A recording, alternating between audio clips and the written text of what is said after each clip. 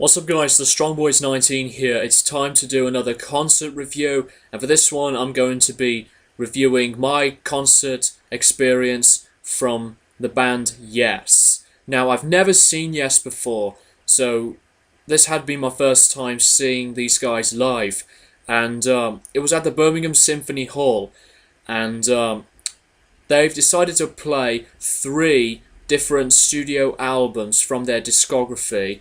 Well, perform I should say, and they are the Yes album, Close to the Edge, which is, in my opinion, my favourite Yes album ever, and Going for the One. So, before we were seated, I've bought this absolutely fantastic t-shirt. It's the dragon design shirt. This is probably my favourite t-shirt that I love wearing at the moment, besides other shirts that I love wearing, but the design is absolutely great stuff. And this is the first time with their new vocalist, John Davison, and by the way, they're releasing their new album this July, so I'm really anticipated for that, because Yes had been one of my favourite bands of all time.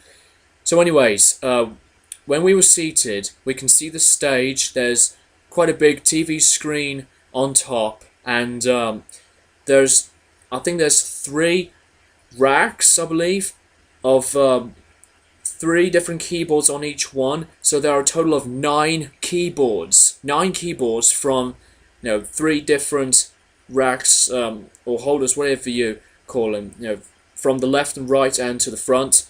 And I was just really surprised by that. And I think there were 2 PAs, I believe, just to control the volumes of the whole band, if one of them is like quieter or louder over each other.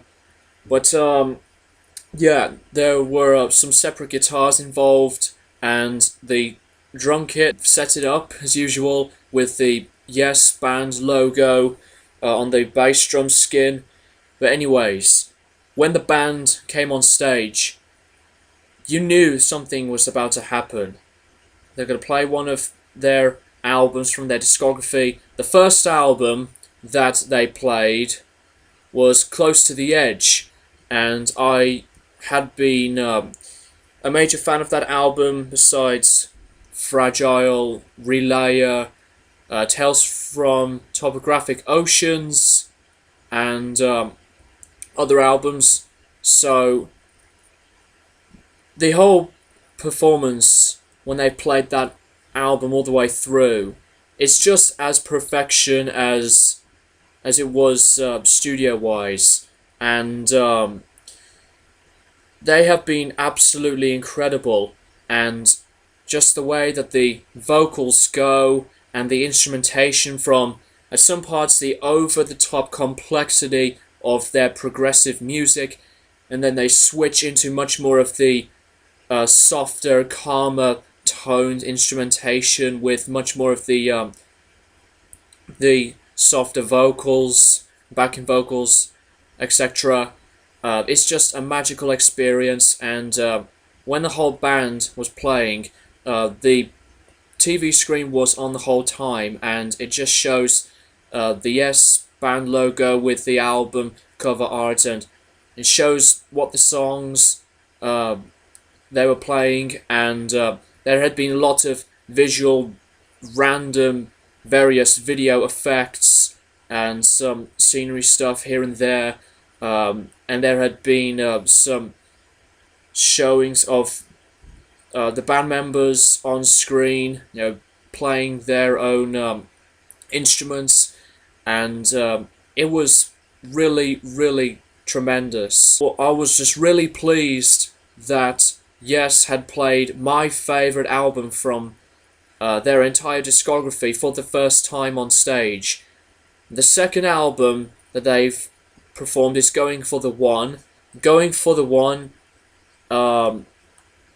has been a different album for Yes, and from the first track, Going for the One, to their last track, Awaken, again, fantastic performance. Even though Yes have made some really long songs, a lot of them like more than 5 or sometimes more than 10 minutes long, but it really does show that Yes had been one of these very unique and progressively well-written rock bands in existence, and each and every member of this band did absolutely well from their own talent, and there had been a lot of great moments of a lot of guitar playing and some strong vocals from John Davison and the backing vocals as well, and this band never really let me down. Not one tiny bit has gone wrong for me from the band's performance in general, and when they played Going for the One, it was just as great as when they performed Close to the Edge. And the last album that they've performed all the way through is the Yes album, and I've never heard of that album before, so when they done the Yes album, it was really a big surprise because it really goes way back to the massive beginning of their progressive rock complex songwriting era, and there had been a lot of moments of some acoustic guitars involved, and some very good improvisation from some keyboard solos here and there, and some guitar solos. It's just everywhere, it's all over the place. It was just really astonishing. So I really do recommend you go out and see these guys live if you have the chance. If you have seen these guys live, what did you think of them? So let me know in the comments below. And when the band left the stage, involving me and my friend Alan Wee and the other people, cheered and shouted more, and they played one of their most popular songs ever, Roundabout. And Roundabout had been one of my favourite Yes songs ever from their great album Fragile, and it was just as fun and energetic as it was recorded in the studio. So yes, you did absolutely phenomenal from that whole performance. So go out and see this band live. I am begging you. It's top notch all the way through. The PA throughout the whole performance, the volumes from each and every band member from the band wasn't too quiet or too loud. It was just top notch.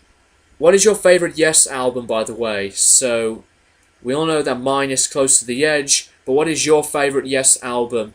Let me know in the comments.